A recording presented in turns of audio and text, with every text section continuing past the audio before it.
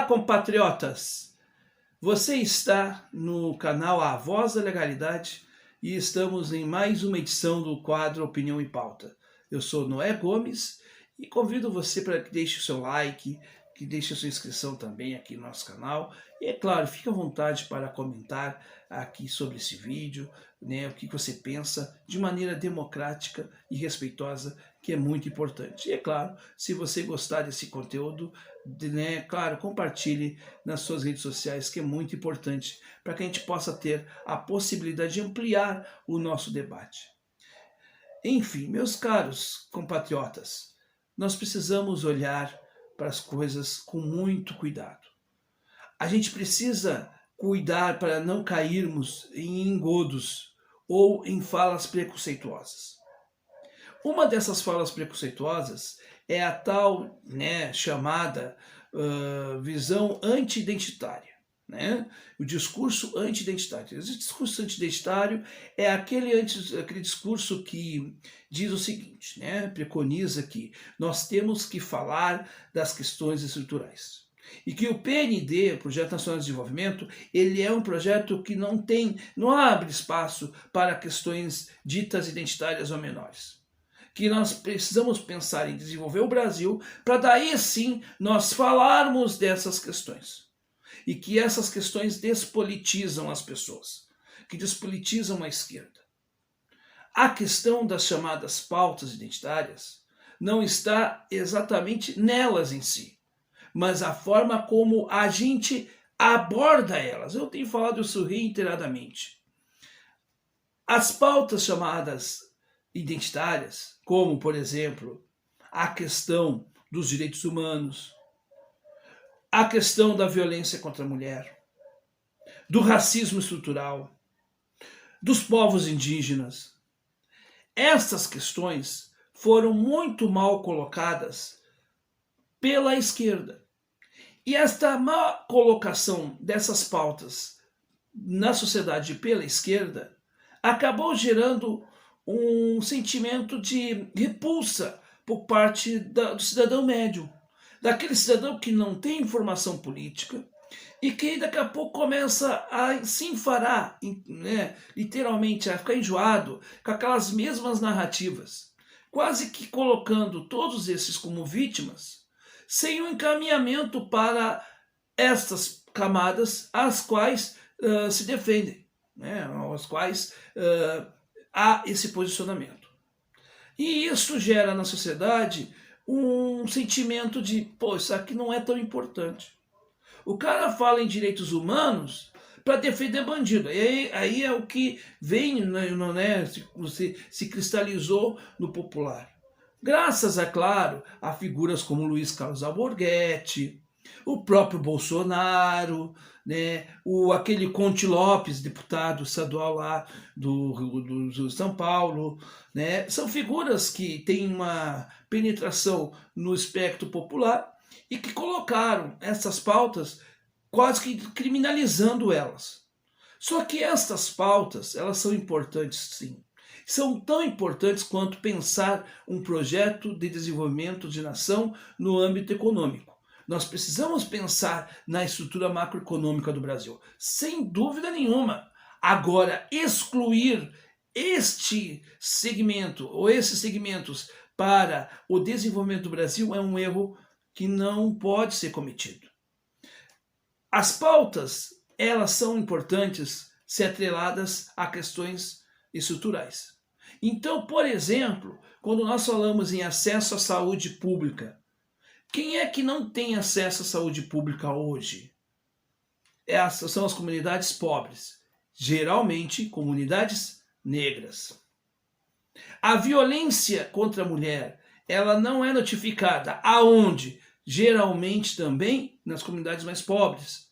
É claro que nós temos também a violência contra a mulher nos palacetes, que também não são notificadas e que também devem ser olhadas.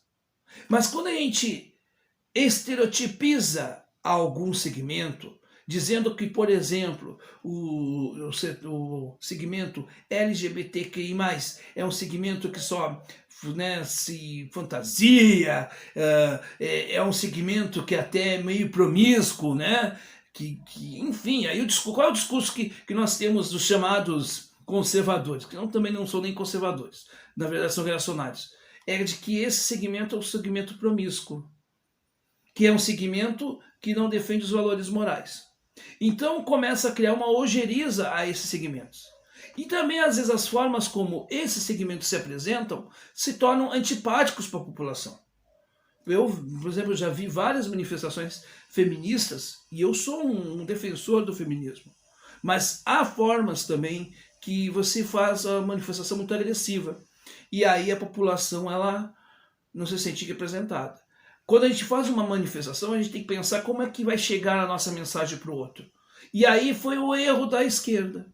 Da esquerda que só falou para ela não falou para outros segmentos, ela não falou para a sociedade. E aí a gente começa a cristalizar uma repulsa a isto.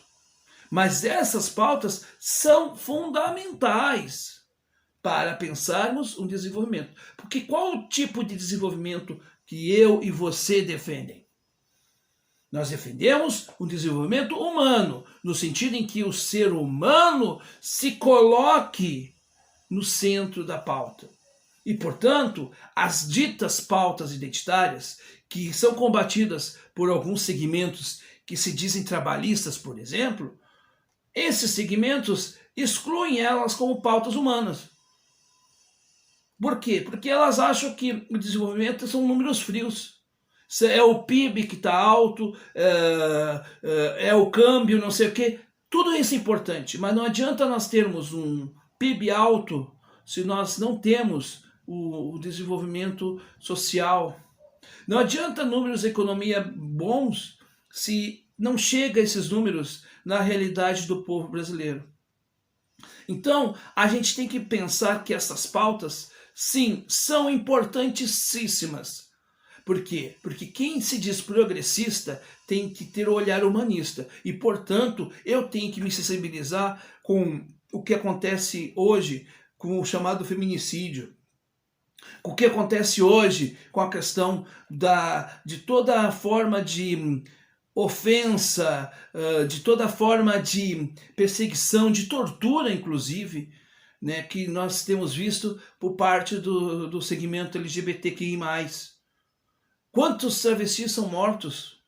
Isso tem que ter política pública para isso. Nós estamos falando de segurança pública e, evidentemente, direitos humanos têm a ver com segurança pública. Porque nós não queremos uma polícia que prenda e torture. Nós queremos uma polícia que prenda e que haja um sistema penitenciário que, bom, você vai pagar pelo seu delito.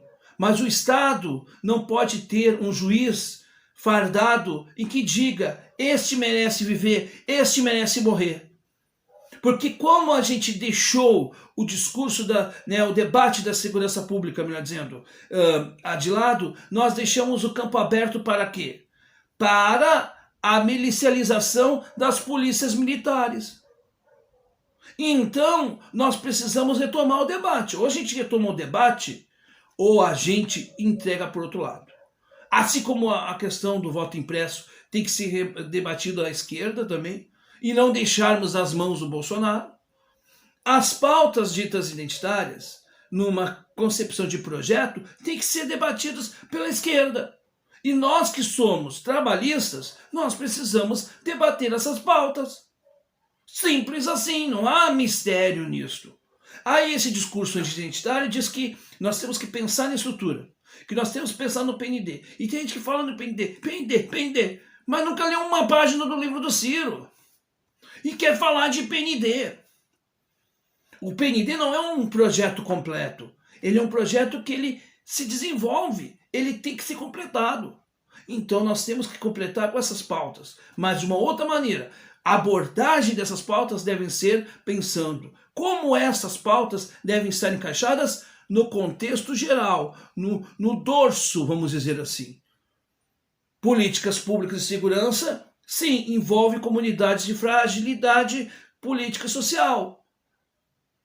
Políticas públicas de saúde também envolvem essas mesmas comunidades. Políticas de direitos humanos para todos, e não um Estado policialesco, como muitos preconizam, dizendo que estão defendendo a família. E quem defende a família, defende, por exemplo, Carlos Brilhante e Alberto Ustra? A gente precisa entender o seguinte, cuidado, mas muito cuidado, com esses que se dizem nacionalistas, que muitas vezes estão indo para um lado do ufanismo, e mais, esse discurso anti-identitário não deixa de ser um discurso de cunho proto-fascista, que não tem nada a ver com o Projeto Nacional de Desenvolvimento, muito menos com o trabalhismo histórico. Afinal de contas, o trabalhismo histórico defendeu pautas humanas. É bom lembrar que nós somos precursores em todas as áreas, desde a reforma agrária iniciada por Brizola aqui em Camaquã, como também nas questões de um Estado que regulou o trabalho com a CLT, como também em outras áreas, como também em áreas como a defesa dos direitos das populações negras, ao ter nos seus quadros Abdias Nascimento, ao ter o primeiro deputado federal indígena, Juruna, ao ter um defensor da cultura brasileira, um antropólogo reconhecido no mundo inteiro como Darcy Ribeiro. Portanto, negar a importância destas pautas é negar o que elas representam para o trabalhismo como um pensamento histórico. E quem nega o trabalhismo como um pensamento histórico não pode estar defendendo um projeto nacional de desenvolvimento apresentado por Ciro Gomes. Não se pode servir a Deus e a Mamon. Não se pode servir a dois senhores. Ou nós estamos realmente defendendo o desenvolvimento progressista, ou nós estamos defendendo um fascismo que pode se revestir de nacionalismo, muito bonitinho, muito perfumado, mas no fundo não nos leva àquilo que nós queremos chegar. Pensemos nisto com muita atenção e com muito carinho. É isto.